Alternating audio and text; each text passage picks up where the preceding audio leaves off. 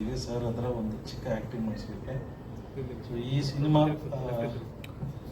ಮಕ್ಕಳಿಗೋಸ್ಕರ ಮಾಡಿರೋ cinema sir. ಪ್ರತಿ ಸಾರಿ ಲಾಸ್ಟ್ ಟೈಮ್ ಕೂಡ ಹೇಳಿದ್ದೀವಿ, ಭಾರತೀಯ ಟೀಚರ್ ಇವರೇ, 7ನೇ ತರಗತಿ ಭಾರತೀಯ ಟೀಚರ್. ಸೊ ಒಂದು ಊರನ್ನು ಕಂಪ್ಲೀಟಾಗಿ ಎಜುಕೇಟೆಡ್, ಕನ್ನಡ ಓದಲು ಬರೆಯಲು ಕಲಿಸ್ತಾಳೆ.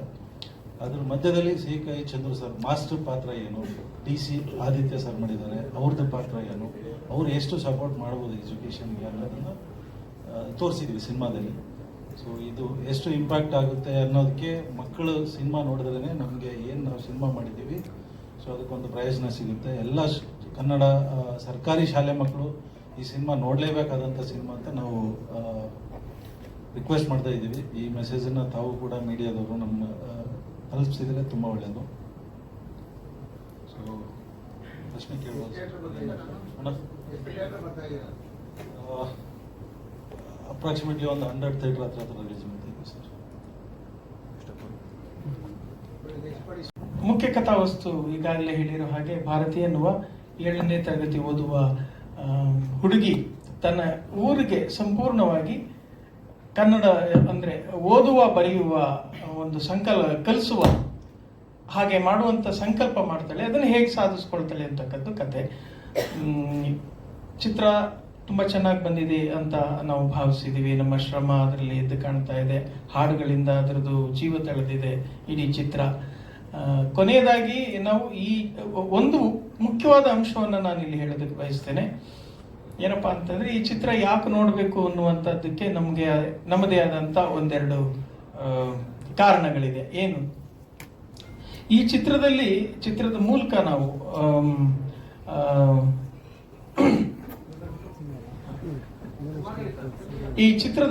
ನಾವು ಒಂದು ಸಂದೇಶವನ್ನ, ಒಂದು ಸಾಮಾಜಿಕ ಕಾಳಜಿಯನ್ನ ನಾವು ಈ ಮಗುವಿನ ಮೂಲಕನೇ ಹೇಳಿಸೋ ಪ್ರಯತ್ನ ಮಾಡಿದೀವಿ. ಏನಪ್ಪಾ ಅಂತಂದ್ರೆ, ಚಿತ್ರದ ಕೊನೆಯಲ್ಲಿ ಈ ಪಾತ್ರ ನಮ್ ಸಿನಿಮಾ ರಿಲೀಸ್ ಆಗ್ತಾ ಇದೆ. ತಾವೆಲ್ಲರೂ ತಪ್ಪದೆ ಬಂದು ಸಿನಿಮಾ ಥಿಯೇಟರ್ಸ್ ಅಲ್ಲೇ ನೋಡ್ಬೇಕು ಅಂತ ಕೇಳ್ಕೊಂತಾ ಇದೀನಿ. ನಿಮ್ಮೆಲ್ಲರೂ ಪ್ರೀತಿ, ಪ್ರೋತ್ಸಾಹ, ಸಪೋರ್ಟ್ ಎಲ್ಲ ನಮ್ಮ ಮೇಲೆ ಇರ್ಬೇಕು ಅಂತ ಕೇಳ್ಕೊಂಡು thank you so much.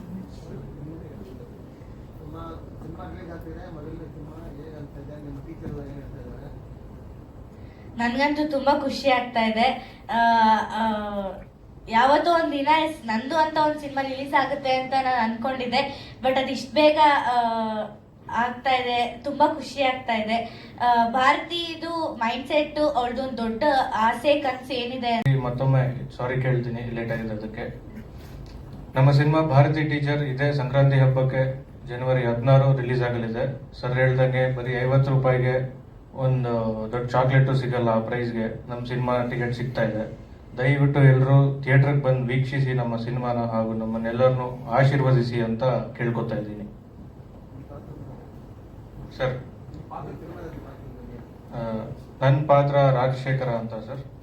Rajashekhara ನಾವು ಪ್ರತಿ ಡೇ ಟು ಡೇ ಲೈಫಲ್ಲಿ ನೋಡಿರ್ತೀವಿ. ಬಿಸ್ನೆಸ್ ಮ್ಯಾನ್ಸು ಅವರು ಇವರು ಎಷ್ಟೇ 100% ಕೊಟ್ಟರು ಬೇರೆಯವ್ರು ಯಾರಾದರೂ ಬಂದು ಲಂಚ ಗಿಂಚ ಅಂತ ಕೇಳ್ತಾ ಇರ್ತಾರೆ.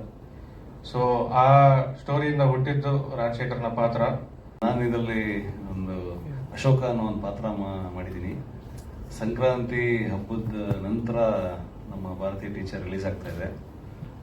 ಎಳ್ಳು ಬೆಲ್ಲ ತಿಂದು ಒಳ್ಳೆ ಮಾತಾಡುವಂಥ ಇಡೀ ಕರ್ನಾಟಕದಲ್ಲಿ ಎಲ್ಲರೂ ಹೇಳ್ತಾರೆ.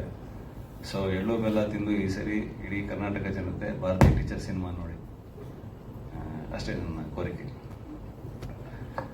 ನಾನು ಒಂದು ಅಶೋಕನ ಒಬ್ಬ SI ಅವನು. ನನಗೂ ಮತ್ತು ಲೀಡ್ ಆ್ಯಕ್ಟರ್ ಯಾರಿದ್ದಾರೆ ರೋಹಿತ್ ಅಂದರೆ ರಾಜಶೇಖರಂಗೂ ಟಗ್ ಆಫ್ ವಾರ್ ಆಗುತ್ತೆ.